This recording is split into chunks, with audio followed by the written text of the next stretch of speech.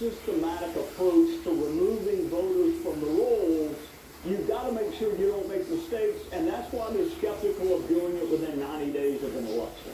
So in other words, these people self-identified at the Department of Motor Vehicles. So, you know, they might have just checked a box wrong. They may be lifelong Americans, but they just checked, I'm a non-citizen. And so then in Pennsylvania, and that is there are In lots of Wisconsin, ballots was in that are showing up Pennsylvania. to be counted.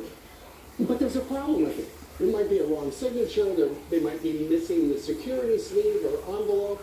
So this is just a new process. This is where we are now. Yeah, well, I mean, elections have become like an economic stimulus plan for lawyers. I mean, it's Wisconsin, it's Pennsylvania, it's all over the place. And Pennsylvania is a train wreck, Steve. I mean, you've got overseas ballot issues, you've got what they call naked ballot issues.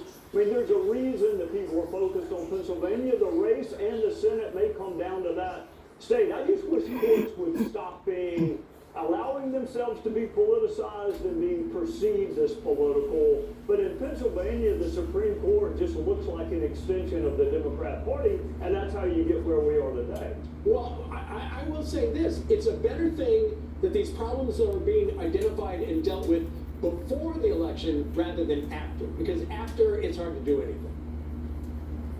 Yeah, but I will say this. Smart people find a way to get the job done. Brilliant people find a way to avoid doing the job. And Supreme Court justices are brilliant, so they will find a way to avoid wading into any of this stuff.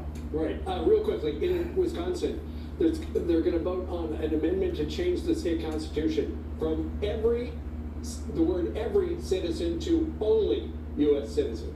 Is that a good idea?